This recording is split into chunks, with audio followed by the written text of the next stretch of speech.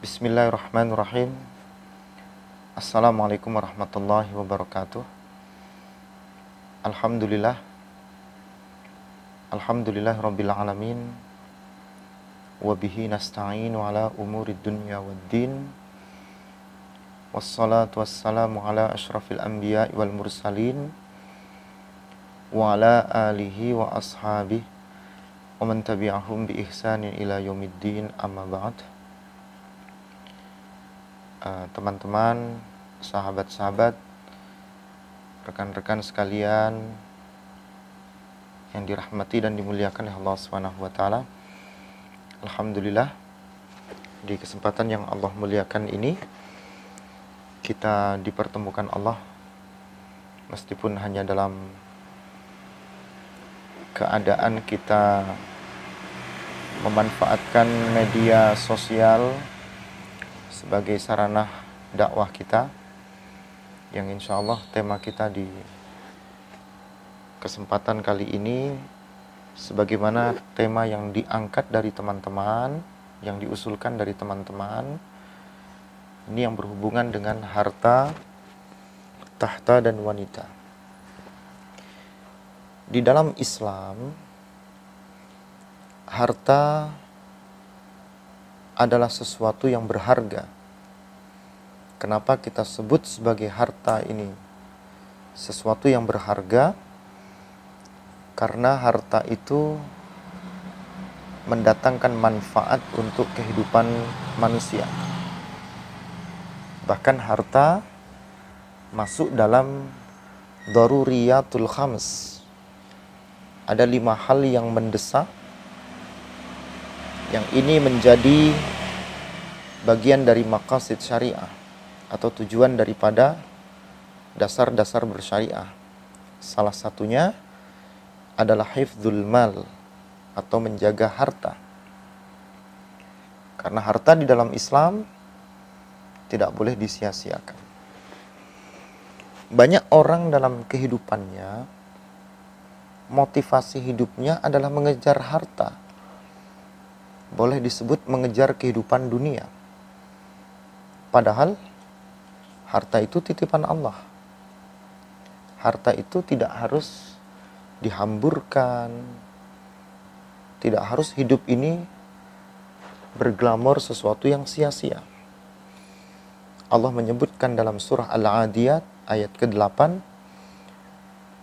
wa innahu lihubbil khairi lasyadid. Dan manusia itu terhadap harta dia sangat rakus. Allah artikan al-khair, yang sebenarnya adalah diartikan dengan kebaikan. Tetapi di dalam ayat ini Allah menjadikan harta di kalimat pada ayat ke-8 dari surah Al-Adiyat, al-khair diartikan sebagai harta yang menjadikan manusia tergoda lalu rakus dalam hidupnya. Sama seperti ayat ke-180 dari surah Al-Baqarah. Kutiba alaikum, telah diwajibkan atas kalian, idza hadara ahadakumul maut, apabila seseorang di antara kalian telah datang kepada mereka al-maut, tanda-tanda kematian. Intaraka khairan al-wasiyah, apabila ia meninggalkan khair. Khair yang dimaksud adalah harta yang banyak. Al-wasiyatu lil walidain wal aqrabina bil ma'ruf, agar berwasiat untuk ibu, bapak, karib kerabat dengan cara yang baik. Nah, al-khair pada ayat ke-8 180 dari Al-Baqarah itu diartikan dengan harta. Sekalipun harta yang dimaksud di dalam ayat ini adalah sesuatu yang dapat mencelakakan kehidupan manusia.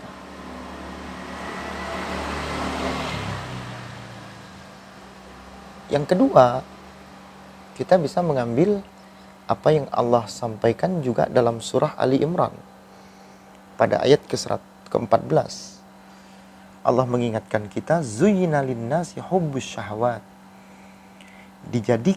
Telah dijadikan sebuah keindahan untuk kehidupan manusia, hubbus syahwat,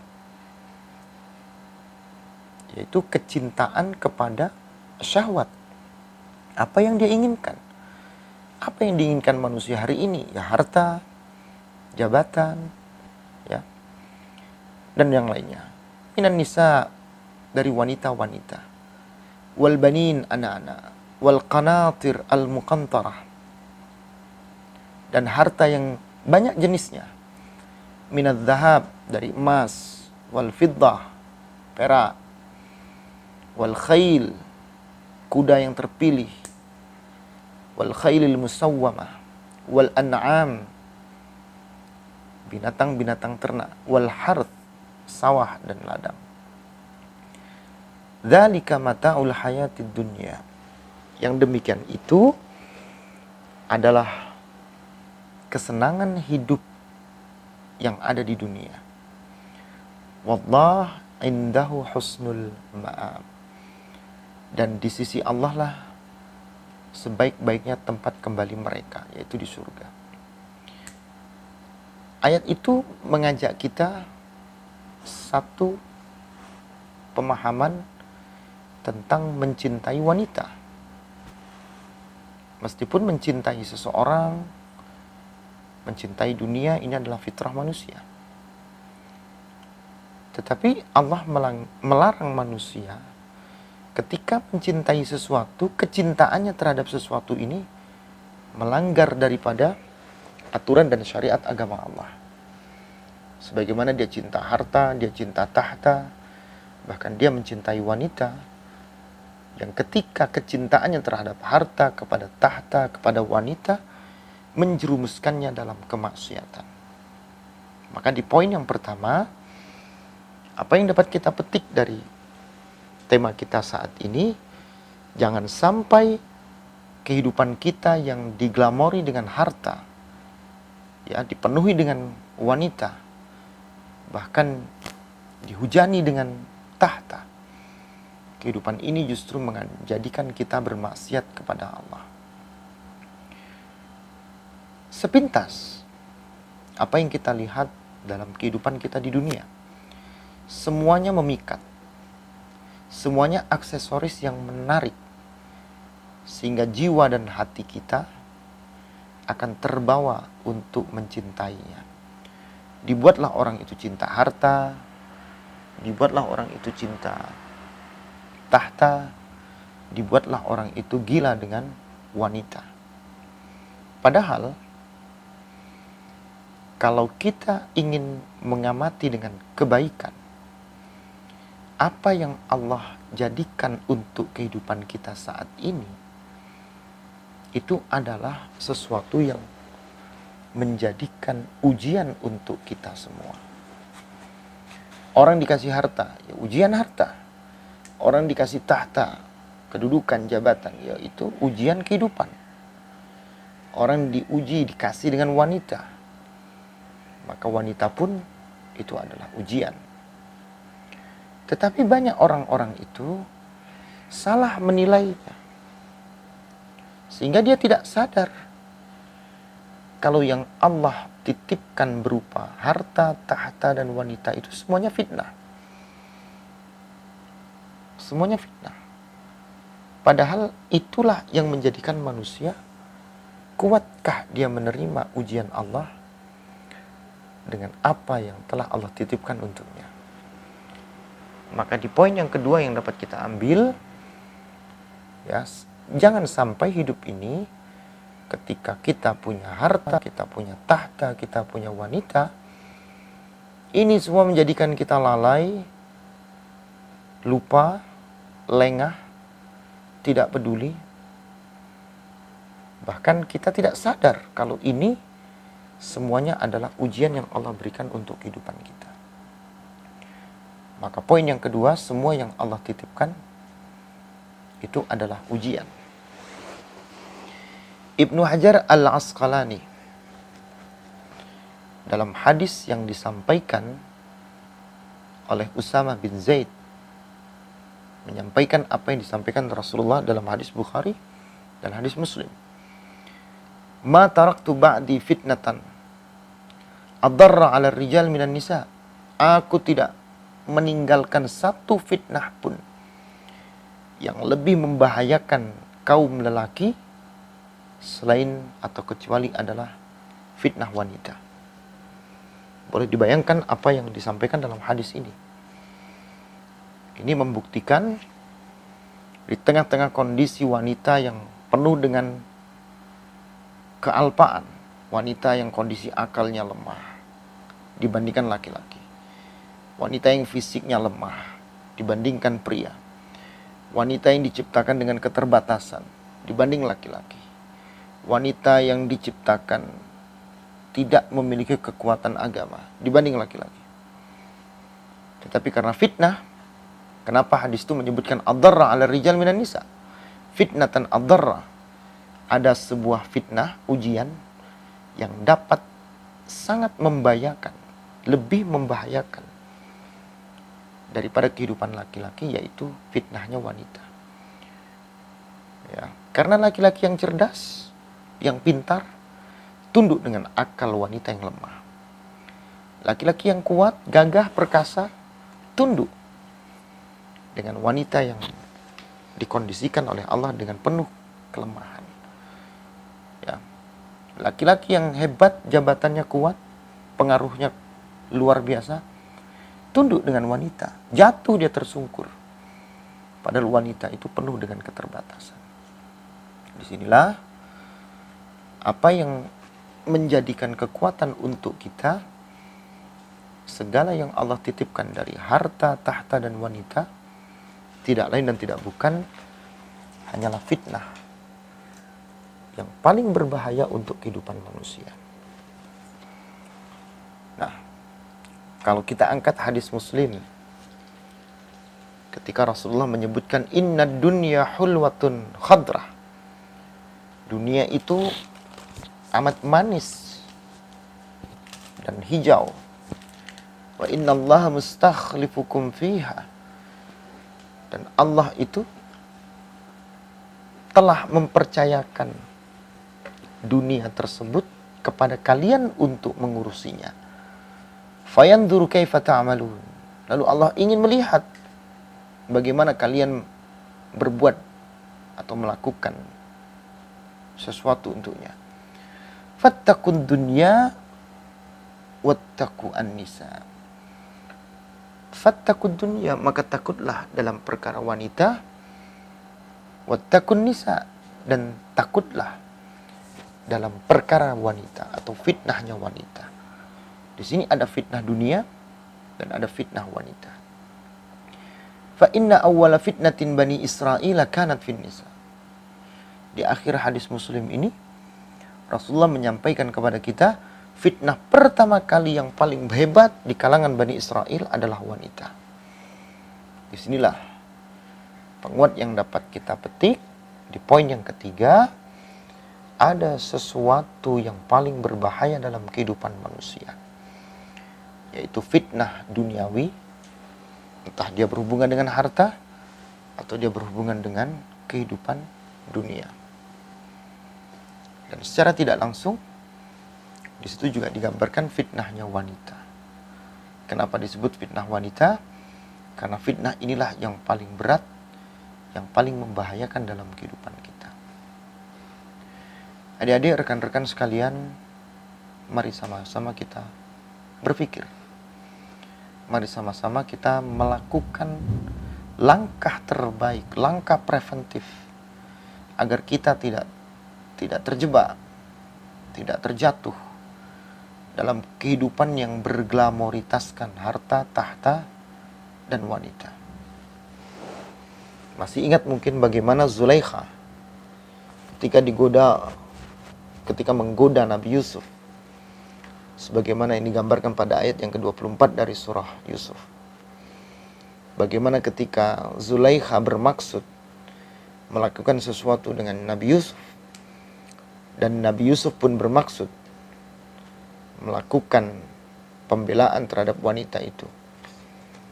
Andai kata Nabi Yusuf tidak melihat tanda sesuatu apapun dari Allah, maka tentunya Allah sudah memalingkannya, lalu terjebak di dalamnya. Tapi ternyata Allah selamatkan, Allah jaga, sehingga kemungkaran dan kekejian dari godaan Zulaikha sama sekali tidak menggoda, tidak menjatuhkan derajat Nabi Yusuf. Ini menunjukkan kalau apa yang Allah gambarkan dalam kehidupan kita semuanya bersifat sementara, semuanya tidak ada yang kekal, semuanya hanyalah temporal dan bersifat keduniaan. Ad-dunya mata', dunia itu adalah perhiasan. Wa khairu mata'id dunya al-mar'ah as-salihah. Sebaik-baiknya perhiasan dunia adalah wanita yang salihah. Nah, mari teman-teman semuanya berfikirlah dengan bijak. Bagaimana kita tidak terjebak dengan 3 perkara tersebut, karena harta, tahta, dan wanita ini bukan untuk sesuatu yang menyenangkan, bukan menjadikan kita terbawa pada kenikmatan, bukan menjadikan kita hanyut dalam kelalaian, tetapi Allah sayang, Allah ingatkan kita, Allah kasih petunjuk kehidupan kita. Jangan sampai kemuliaan yang Allah datangkan dengan harta, kemuliaan yang Allah datangkan dengan tahta, keindahan yang Allah datangkan dengan wanita, ini menjadikan kehidupan seseorang terjebak dan hancur sesaat. Ya. Adik-adik sekalian, teman-teman yang dirahmati dan dimuliakan oleh Allah Subhanahu wa taala. Sebagai penutup, saya ingin kasih satu cerita. Bagaimana ada kisah, ada cerita yang dapat mengubah sebuah sejarah akibat adanya fitnah wanita. Seperti kisah Adam dan Hawa yang mungkin kita tidak asing mendengarkannya. Di saat iblis merasa putus asa lantaran tidak bisa menggoda Adam. Bagaimana kisah Saleh, sang muadzin, seorang pemuda bernama Saleh yang profesinya hanya sebagai seorang muadzin, tapi ia bertekad kuat untuk menaiki menara dan mengumandangkan azan. Lalu kemudian ia melihat seorang gadis Nasrani yang tinggal berada di samping rumahnya di sisi menara masjid tersebut. Ternyata peristiwa itu membuat sang pemuda tadi yang namanya Saleh, sang muadzin, jatuh hati dan terfitnah. Apa fitnahnya? Apa jatuh hatinya? Ia datangi rumah wanita itu. Ia ketuklah pintunya. Lalu wanita itu bertanya, "Siapa kau?" Lalu kemudian Saleh tadi, sang muadzin tadi menjawab, "Aku tukang adzan." Lalu tidak lama kemudian wanita itu membuka pintu untuknya. Tatkala sudah masuk ke dalam rumah, pemuda itu mencoba untuk memeluk wanita tersebut. Wanita itu pun takut berteriak, "Apa ini? Bukankah kau adalah sosok yang sudah dikasih amanah?" Tentunya karena Saleh, sang muadzin. Ya, gadis itu mengingatkan apa yang terjadi saat itu. Lalu pemuda itu berkata, "Apakah kau ingin membunuh aku? Atau aku yang membunuhmu? Atau apakah kau ingin melayani keinginanku?" kata pemuda itu. Dengan tegar, wanita itu menjawab, "Aku tidak sudi. Dan aku tidak mau melayanimu karena kau adalah seorang muadzin, seorang muslim." Sehingga wanita itu tidak berkeinginan ketika Saleh sang muadzin ini melayani wanita yang beragama Nasrani ini, menjadikan Saleh sang muadzin itu keluar dan meninggalkan agamanya. Lalu pemuda itu berkata, "Aku telah berlepas diri dari agamaku dan ajaran Muhammad." Sang pemuda itu, Saleh, berusaha, dia semakin mendekat, akhirnya terjeratlah asmara. Ketika itulah sang gadis menyuruhnya untuk memakan daging babi dan meminum minuman keras. Lalu pemuda itu melakukan seperti apa yang dia inginkan. Ya, seperti hewan lah. Jadi seperti hewan itu kalau kita sebut kerbau atau sapi, kalau sudah dicocok hidungnya, maka dia akan nurut kemanapun ia diminta. Ketika sang pemuda sedang dalam keadaan mabuk berat, ia disuruh untuk naik loteng. Lalu akhirnya sang pemuda itu jatuh, mati, dan kematiannya dalam keadaan kafir. Naudzubillah min dzalik. Apa yang terjadi dari kisah ini? Bayangkan baik-baik, Saleh sang muadzin dengan kemuliaan profesinya, dengan keutamaan apa yang dia lakukan, yaitu sang muadzin hanya terjerat atau terjebak fitnah terhadap sosok wanita yang beragama Nasrani yang tinggal di dekat menara masjid itu. Tentunya ini menantang bagaimana fitnah itu dapat menjatuhkan agama kita. Ujian dunia, ujian wanita itu dapat menjerumuskan kita dari keselamatan dan akhirnya berada pada kebinasaan. Nah, ini adalah sebuah kilas balik sejarah, cerita yang menginspirasikan kita. Jangan sampai harta, tahta, dan wanita yang hanya bersifat ujian dalam kehidupan kita. Di saat Allah muliakan kita dengan harta, Allah muliakan kita dengan tahta, Allah muliakan kita dengan wanita. Sama seperti Allah muliakan Saleh sang muadzin tadi. Tapi karena tergoda duniawi, maka tujuan hidupnya menjadi salah. Dan ini menyebabkan kemuliaan dari apa yang Allah titipkan menjadi hasil yang tidak mulia, yaitu dia terjerumus dalam kemaksiatan, bahkan dapat jatuh dalam kekufuran. Nah, teman-teman, ya, adik-adik yang menjadi remaja masjid saat ini, adik-adik masih muda semua, masih semangat untuk berbuat kebaikan, langkahkanlah kaki-kaki ini untuk kebaikan. Sebagai remaja masjid, sebagai sosok pemuda yang bergantung negeri ini keberhasilannya kepada adik-adik sekalian, anak-anak muda sekalian, jangan sampai kita tergoda pada 3 hal ini. Karena ini bersifat temporal, ini hanya titipan Allah, ini tidak akan menyelamatkan kita dalam kehidupan kita di dunia, bahkan di akhirat. Tetapi Allah titipkan itu menjadi perantara yang nantinya membahagiakan ketika kita dipanggil oleh Allah Subhanahu wa taala. Mudah-mudahan ini memberi semangat. Silahkan berdiskusi dan bertanya di grup yang sudah dikoordinir oleh teman-teman dari Takmir, dari Remas Putri An-Nur. Semoga ini menginspirasikan diri kita untuk selalu beristiqamah dalam melakukan kebaikan di jalan Allah. Billahi taufiq fi sabilil haq. Mohon maaf atas segala kekurangan. Wassalamualaikum warahmatullahi wabarakatuh.